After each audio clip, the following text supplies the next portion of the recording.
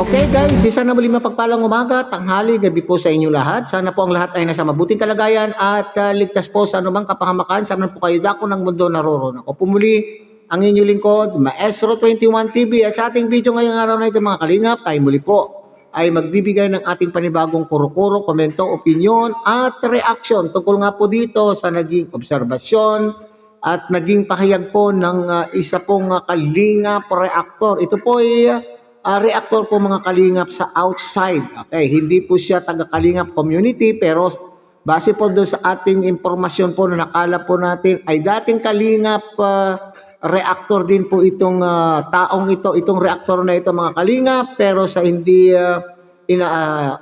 inaasahan na pangyayari ay siya po ay lumabas sa loob po ng kalingap. Siya po ay lumabas sa kalingap at naging independent reactor at alam po natin naging reactor din po siya ni Medit ni Leche Plan Girl. O ngayon naman po hindi natin alam kung nagbabalik nga ba siya sa kalingap o talagang sadyang nagtatanggol lamang po sa kalingap. Kaya nga po ay nandito na naman po siya at nakikikontent na naman po kay dito sa kalingap at sa layunin wari ko mga kalingap na siya po ay nagtatanggol kay Kuya Bal sa pangyayari. So ngayong araw na ito mga kalingap, ang bibigyan po natin pansin ay itong sinasabi po niya kay Beyonce. Yung obserbasyon po niya kay Beyonce at yan po ay doon po ang pahayag ay nangyari doon po sa live po ni Kuya Bal. At yan po yung kukuhanan po natin ng clip. At dito po tayo magbabase ng ating komento, kuro-kuro, opinion at reaction. So shout out muna po kay Kuya Bal Santos Matubang, Ate Edna Vlog, Kalinga Prab at siyempre kung bagong dati lang po kayo at bagong silip lang po kayo sa ating munting channel, sana po inyo rin pong tangkilikin sa pamamagitan po ng pagbibigyan niyo po ng like, share and subscribe at tuloy pindutin na rin po ang notification bell at nang sa ganun tayo pa rin po ay magkita-kita at magsama-sama sa susunod pa pong mga reaction videos na ating gagawin. Likewise, mega shout out sa ating mga kasamahan po dyan sa Karepa, Kalingap Reactor Partners sa pamumuno po yan siyempre ng ating Presidente Javier De Leon aka Birador. Okay?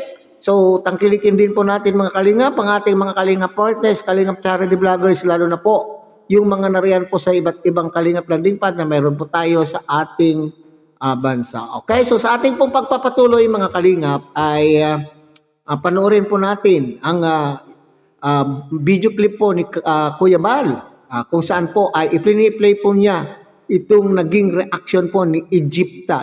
Pangalan po niya mga kalingap ay si Egypta. At mabuti pangaraw po itong si Egypta ay marunong daw pong mag-analyze.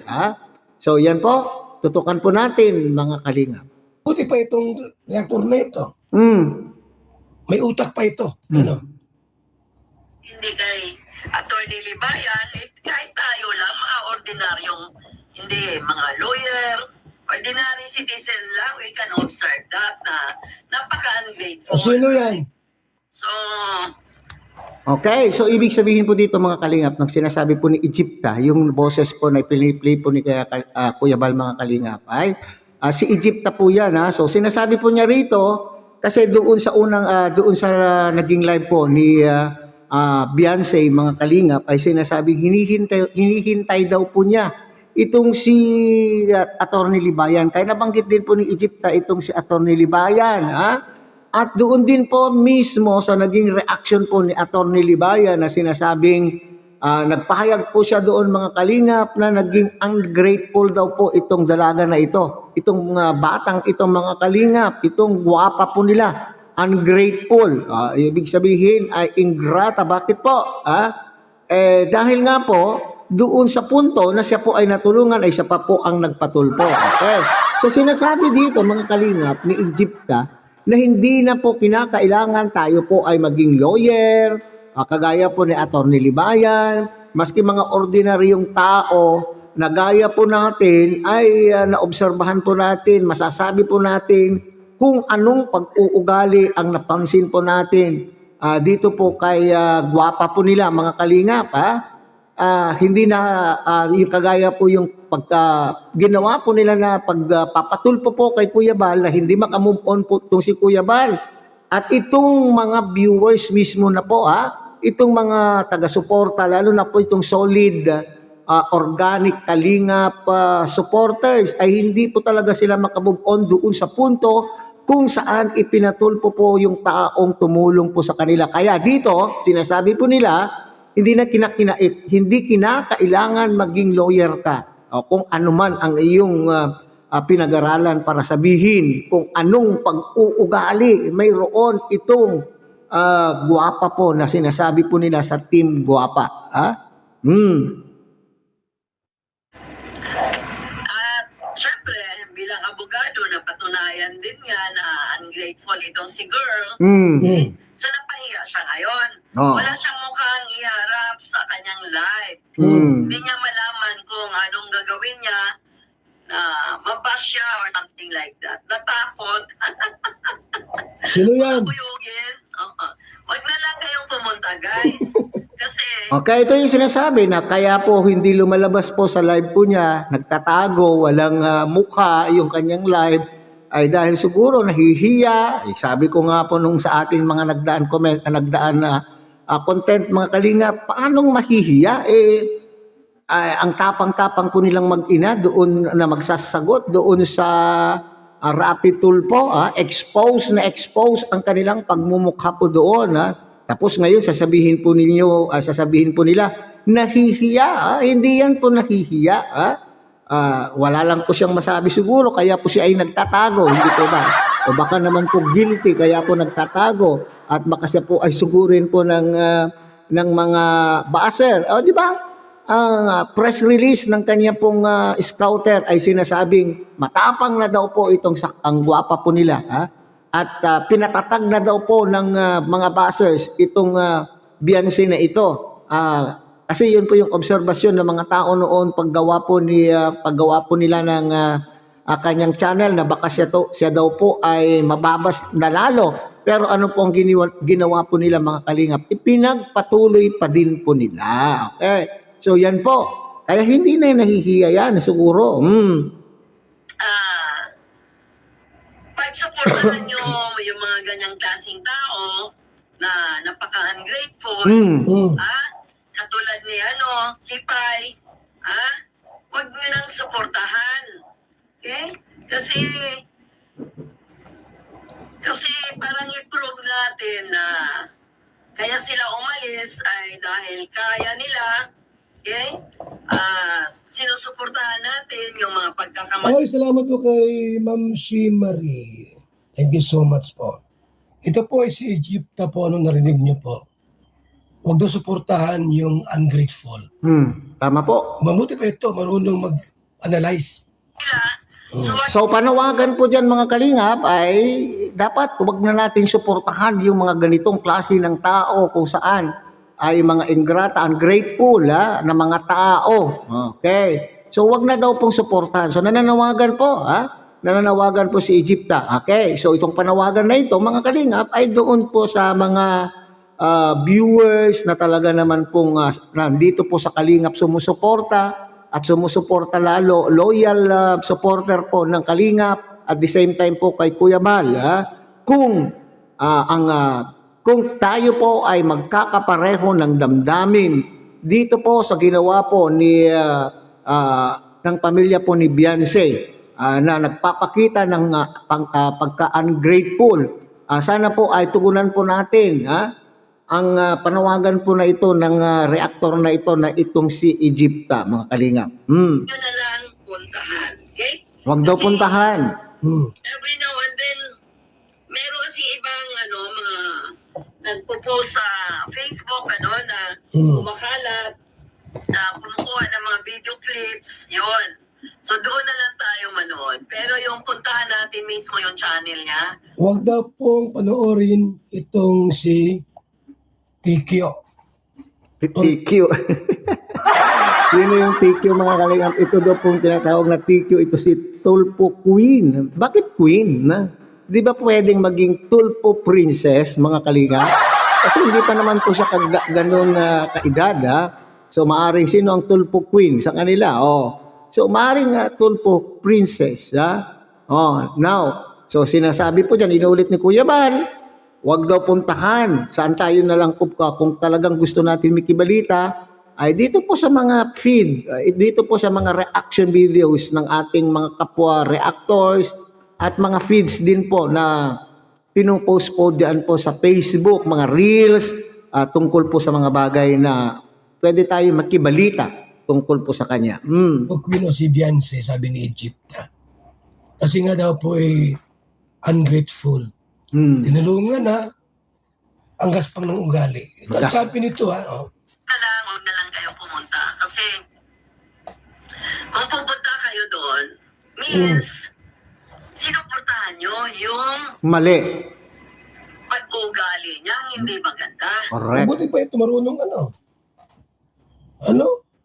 Ito Bagamat, okay, so kung sa hindi natin pagpunta doon o kung pumupunta pa rin daw tayo doon, ibig sabihin, sinusuportahan po natin yung kagaspangan o yung masamang pag-uugali o sinusuportahan po natin yung inaakala po natin mali. Kasi sila po, sinasabi po nila, sila daw po ay yung sumusuporta rin po sa kanya ay sinasabi din, kaya sumusuporta po sila kay Beyonce ay dahil alam na alam po nila ang katotohanan at ibig sabihin, ang mali ay itong panig po ng kalingap, hindi po ba?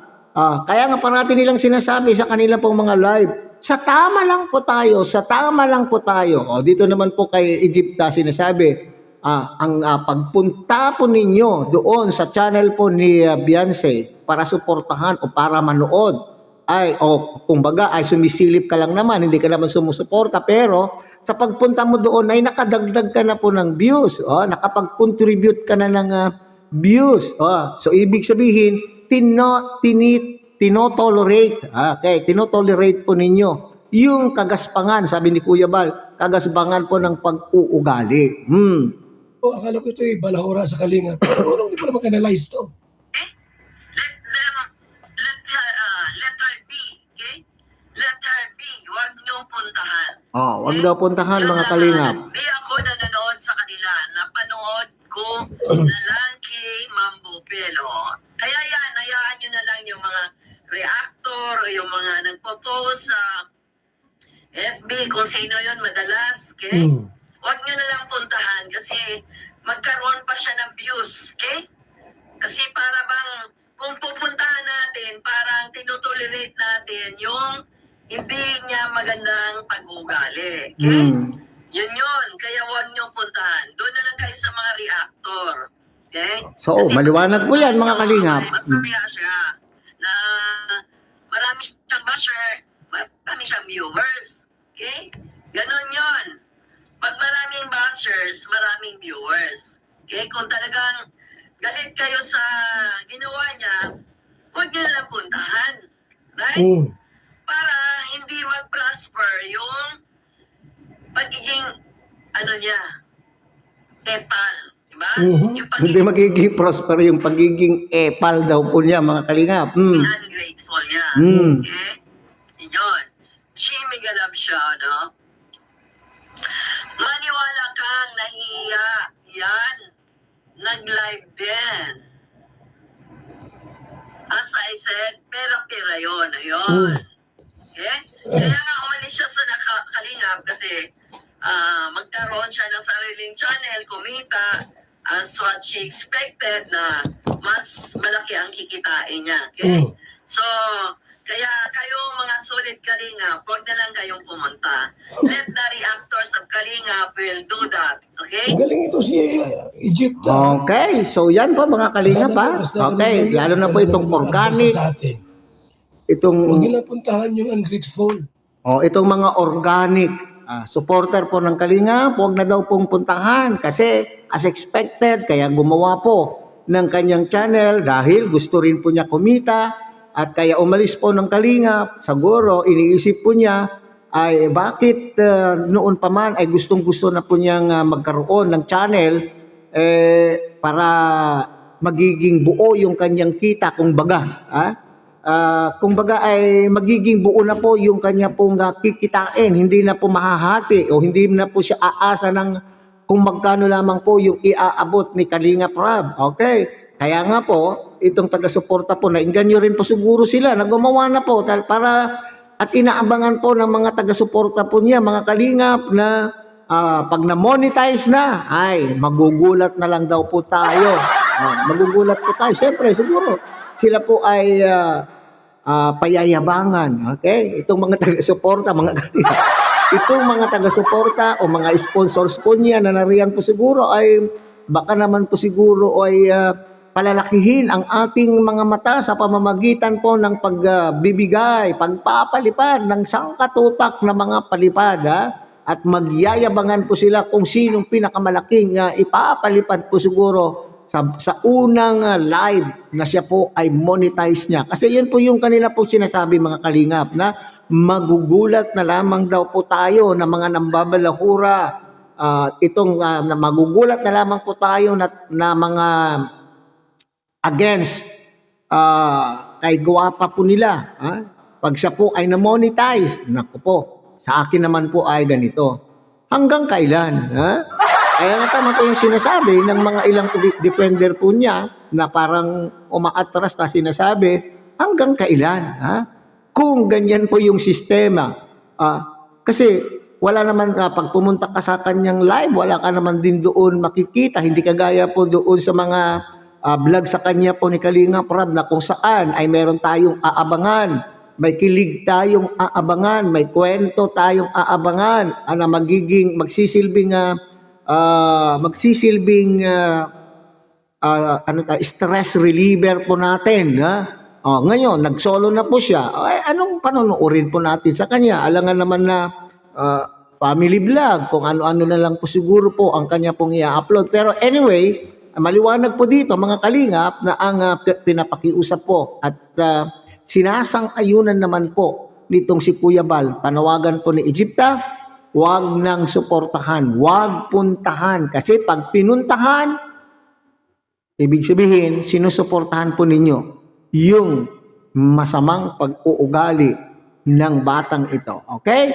So hanggang dyan na lang muna tayo, mga kalingap. Muli, tangkilikin po natin Kuya Bal Santos Matubang, Ate Edna Vlog, Kalingap Rab, at syempre sana po inyo rin po nakilikin ang munting channel na ito sa pamamagitan po ng pagbibigay niyo po ng like, share, and subscribe, at tuloy pindutin na rin po ang notification bell. At nang sa ganon, tayo pa rin po ay magkita-kita at magsama-sama sa susunod pa pong mga reaction videos na ating gagawin. Muli, isang mapagpalang umaga. Tanghali gabi po sa inyong lahat. Mabuhay po kayo at God bless everyone.